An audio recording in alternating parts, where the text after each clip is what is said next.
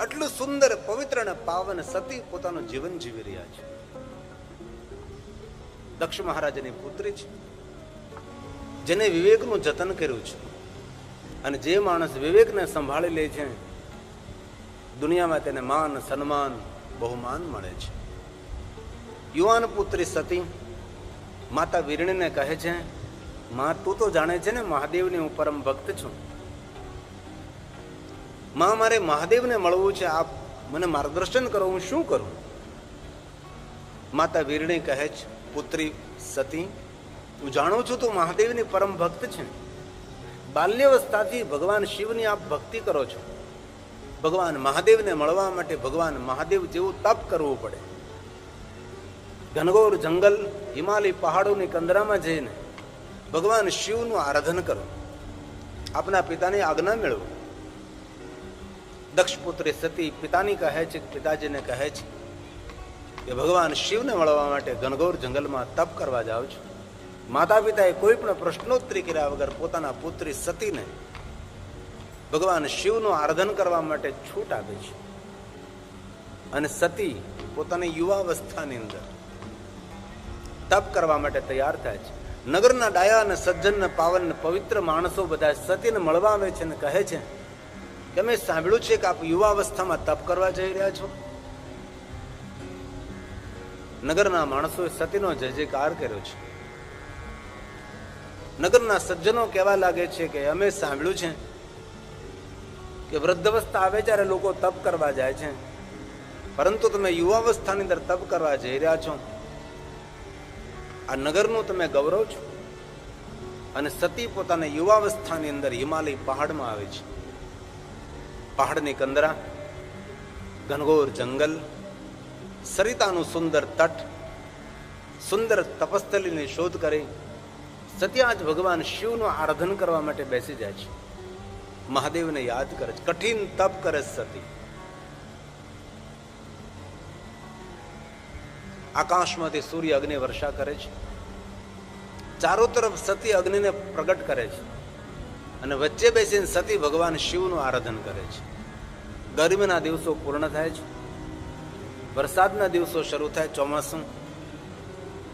આકાશમાં વીજળીનો ચમકાર, મેઘની ગર્જનાઓ, ખુલ્લા આકાશમાં સતી ભગવાન શિવનું આરાધન કરે છે. વરસાદના દિવસો પૂર્ણ થાય છે, ઠંડીના દિવસોનો પ્રારંભ થાય ને ઠંડા જળમાં ઉભા રહીને સતી ભગવાન શિવનું આરાધન કરે છે. તેથી માક્ષર માસ એ શિવ સાધનાનો મહિનો છે. એવું નથી કે પવિત્ર શ્રાવણ માસ 12 માસમાં ભગવાન શિવની સાધના કરી શકાય, 12 મહિનામાં ભગવાન મહાદેવની ઉપાસના કરી શકાય છે. માક્ષર માસમાં સતીએ ભગવાન શિવનું કઠિન આરાધન કર્યું હતું. તેથી ક્યારે અવસર મળે તો માક્ષર માસની અંદર પંચાક્ષર મંત્રનું 5 લાખ મંત્ર અનુષ્ઠાન કરવું જોઈએ. પંચાક્ષર મંત્રના 5 લાખ મંત્ર જાપ કરવા જોઈએ. જીવનમાં ક્યારે અવસર મળે તો માક્ષર માસ એ શિવ સાધનનો મહિનો છે. માક્ષર માસની શુક્લ પક્ષની 6મી તિથિ કાર્તિક સ્વામીના પ્રાગટ્યનો દિવસ છે. માક્ષર માસ આદ્રા નક્ષત્રે ભગવાન શિવજીના જ્યોતિર્લિંગ પ્રાગટ્યનો દિવસ છે. એ દિન ભગવાન મહાદેવજી જ્યોતિ સ્વરૂપ ભગવાન શિવ પ્રગટ થયા હતા. જ્યોતિ સ્વરૂપે ભગવાન શિવની ઉપસ્થિતિ થઈ હતી. બ્રહ્મા અને વિષ્ણુની વચ્ચે ભગવાન અગ્નિસ્તંભ સ્વરૂપે પ્રગટ થયા હતા. તે સમયનું નામ છે માક્ષર માસ આદર નક્ષત્ર. જે માણસ માક્ષર માસ આદર નક્ષત્રના દિવસે ભગવાન શિવની પૂજા કરે છે અથવા દીપમાલા પ્રજ્વલિત કરે છે, તેને 100 મહાશિવરાત્રિનું પુણ્ય પ્રાપ્ત થાય છે. તેથી આદર નક્ષત્ર માક્ષર માસનો અદ્ભુત મહિમા છે. અયોધ્યા દાસે શિવ ચાલીસાનું ગાન કર્યું તો માક્ષર માસનો ઉલ્લેખ કર્યો છે. આ મહિનો મહાદેવની સાધનાનો મહિનો છે. જે કાર્તિક માસ પૂર્ણ થાય છે અને કાર્તિક માસ પછી માક્ષર માસનો પ્રારંભ થાય છે, એ સંપૂર્ણ મહિનો ભગવાન શિવની ઉપાસનાનો મહિનો છે. માગસર છઠ હેમંત ઋતુ. ઠંડીના દિવસો માક્ષર માસ વિશેષ પ્રકારે મહાદેવની ઉપાસના કરવી, વિશેષ પ્રકારે શિવનું પૂજન કરવું. માક્ષર માસમાં પણ આપણે તો એવું સમજે છે કે પવિત્ર શ્રાવણ માસમાં શિવ ઉપાસના થાય. આ મહિનામાં લક્ષ્મીજીનો ભગવાન મહાદેવ મળ્યા હતા.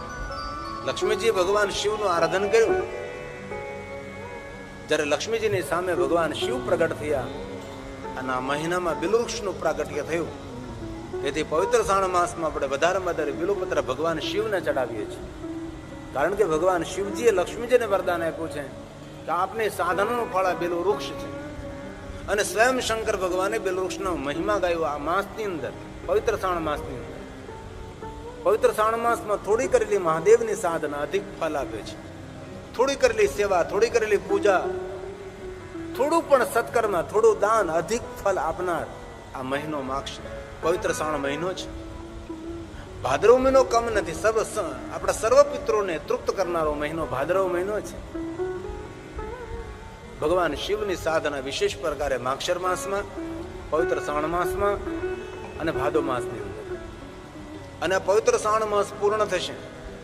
ભાદો માસની શુક્લ પક્ષની તીજ, તેને કેવડા ત્રીજ કહેવાય છે. કેતકી તીજ, હર્તિકા તીજ. એ દિવસે ભગવાન શિવજીએ કેવડાના પુષ્પને વરદાન આપ્યું હતું કે આખું વર્ષ તારો હું સ્વીકાર નહીં કરું, પરંતુ ભાદરવા મહિનાની પહેલી ત્રીજ એ તારા નામથી ઓળખાશે. તેથી આ પવિત્ર શ્રાવણ માસ પૂર્ણ થાય અને ભાદરવા મહિનાની જે પહેલી ત્રીજ આવે, શુક્લ પક્ષની ત્રીજ આવે છે, એ ત્રીજને કેવડા ત્રીજ આપણે કહીએ છીએ. વિશેષ પ્રકારે કેવડા ત્રીજનું ભગવાન શિવનું પૂજન કરો. અને કેવડા ત્રીજનું વ્રત બહેનોને જ કરાય એવું નથી, ભાઈઓને પણ કેવડા ત્રીજનું વ્રત કરાય છે.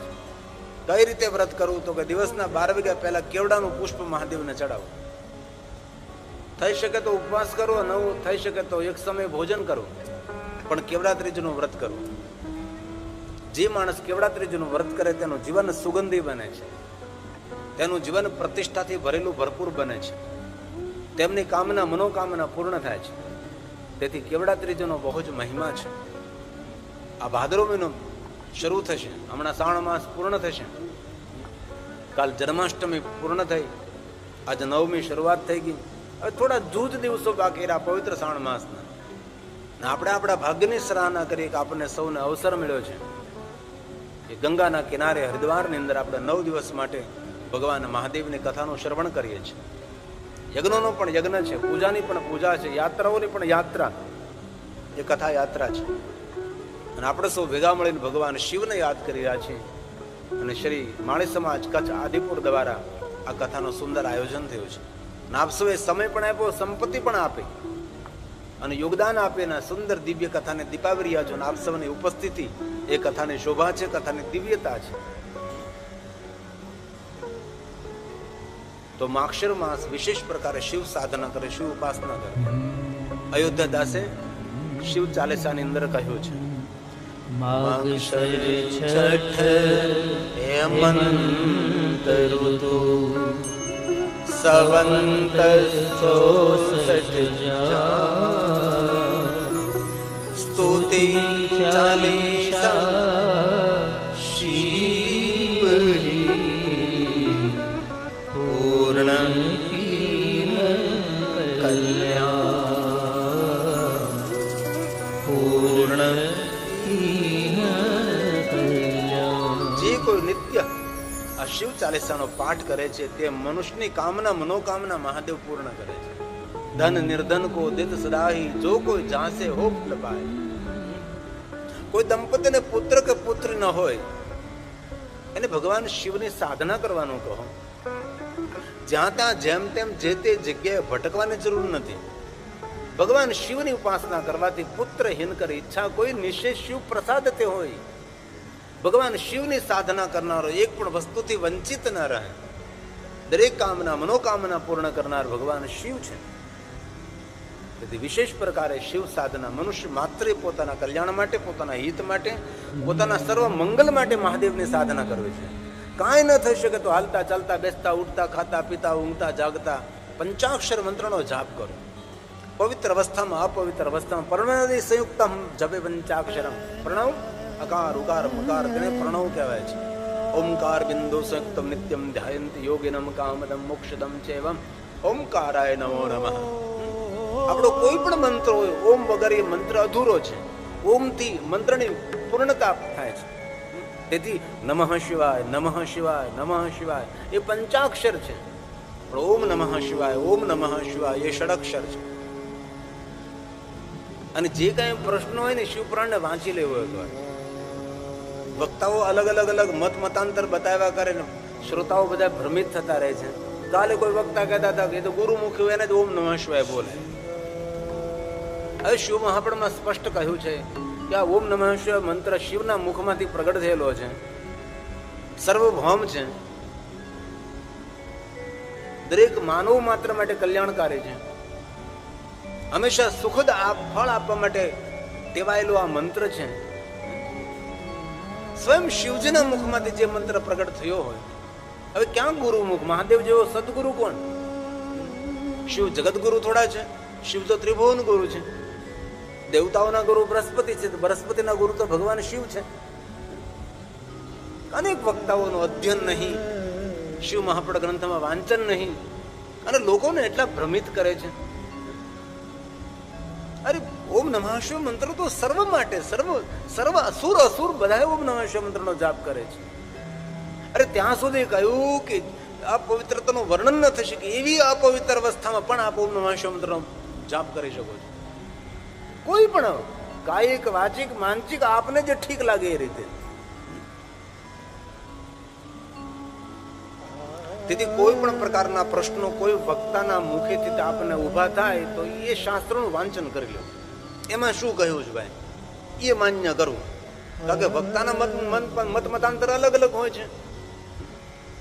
આજે ઘણા શ્રીમદ ભાગવતાચાર્ય શિવ કથા કરે છે, પૂર્ણ અધ્યયન ન હોય, પૂર્ણ સંશોધન ન હોય.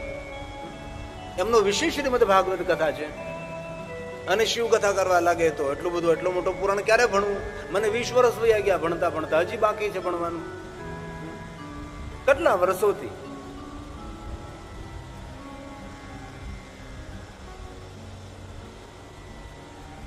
વીસ વર્ષથી જ્યાદા 25 વર્ષનો પ્રકાશજી મારા સંપર્કમાં છે. કેટલા વર્ષો વીતી ગયા, છતાં પણ જે ભણવાનું પૂરું, હજી પણ સમય મળે ત્યારે ભણી લઈએ છીએ.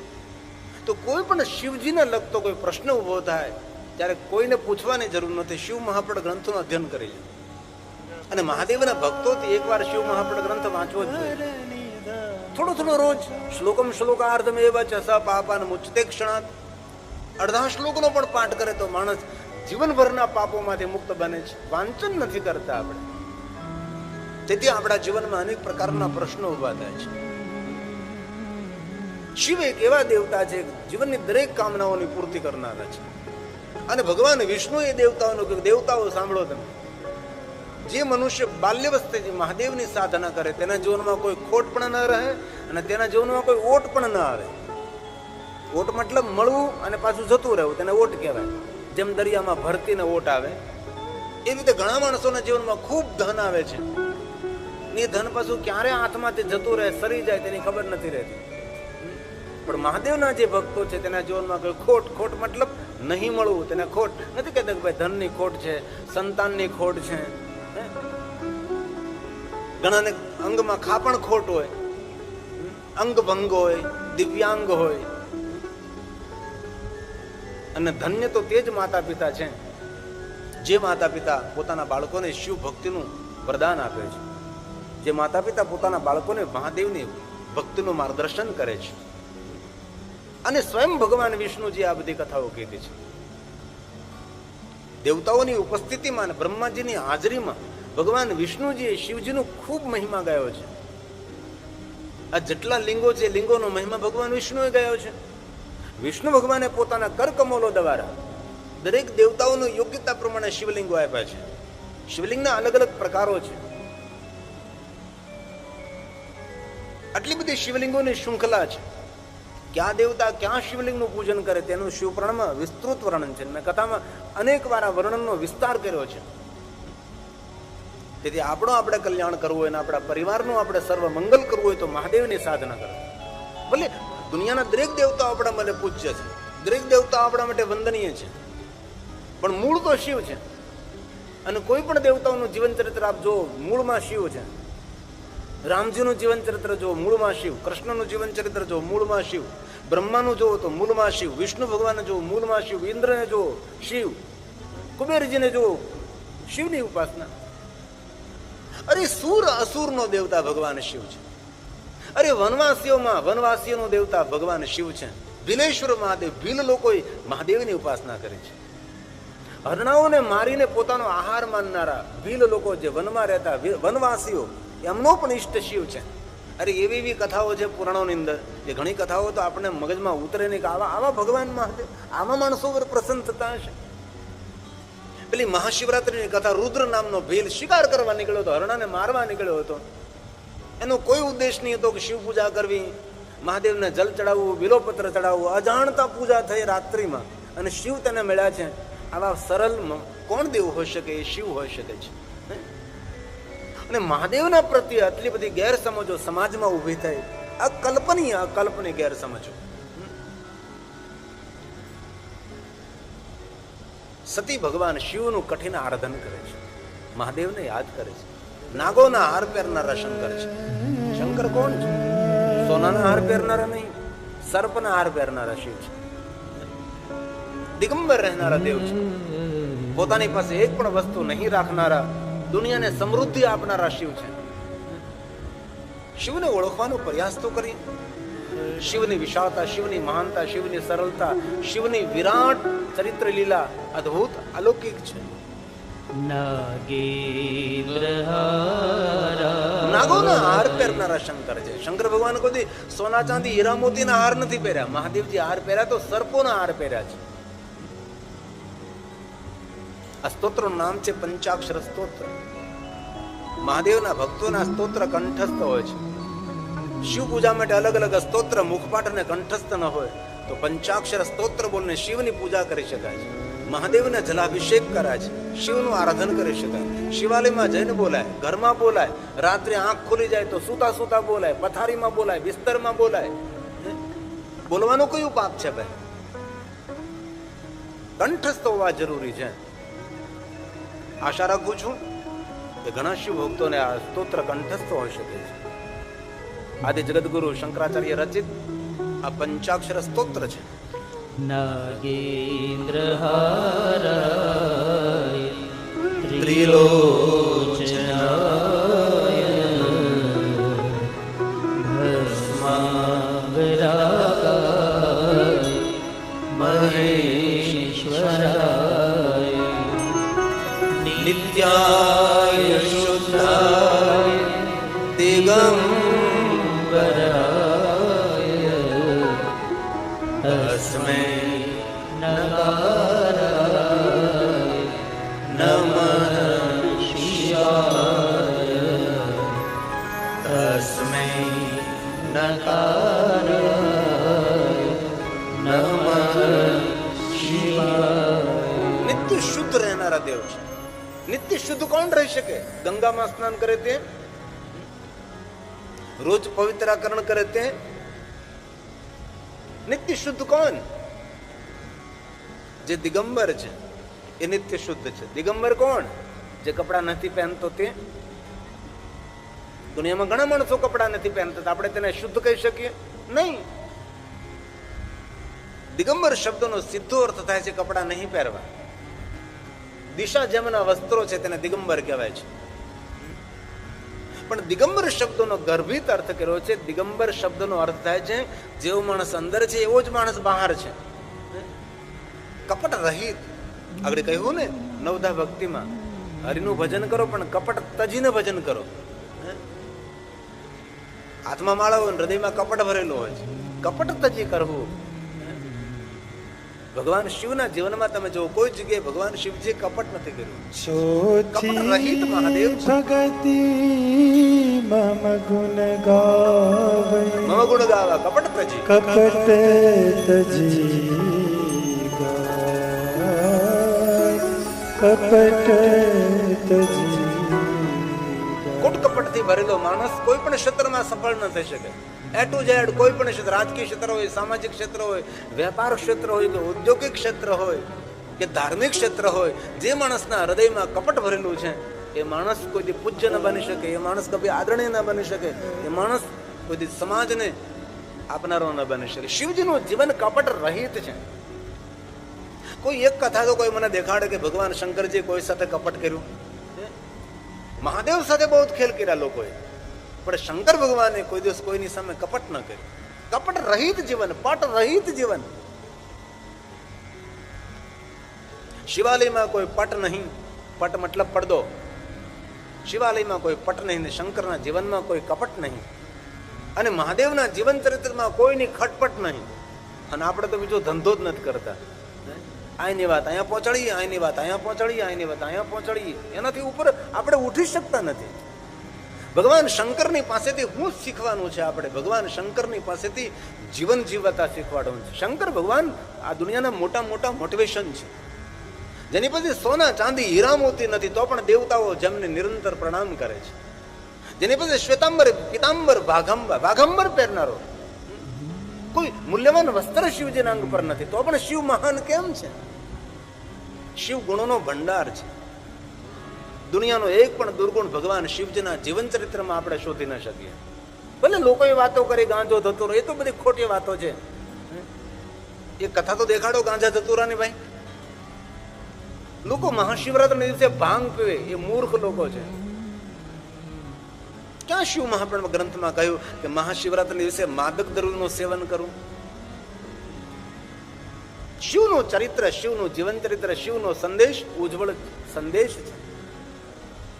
જેના ચરણોમાં વિશ્વના દેવતાઓ મસ્તક ઝુકાવતા, જેના ચરણોમાં સપ્ત ઋષિ જગતના ઋષિઓ મસ્તક ઝુકાવતા હોય, જેના ચરણોમાં રામ અને કૃષ્ણ નિરંતર મસ્તક ઝુકાવતા હોય, નમામિ નમામિ રામજી નિરંતર બોલતા હોય, તો શિવ કેટલા મહાન હોઈ શકે છે? પણ શિવની સાચી વાત સમાજ સુધી પહોંચી નહીં, તેથી સમાજમાં શિવ પ્રત્યે વિપરીત સ્થિતિ નિર્માણ થઈ. એ શિવ છે. આ સ્તોત્રનું નામ છે પંચાક્ષર સ્તોત્ર. મંદાકિની સલિલ ચંદન ચર્ચિતાય નંદીશ્વર પ્રમથનાથ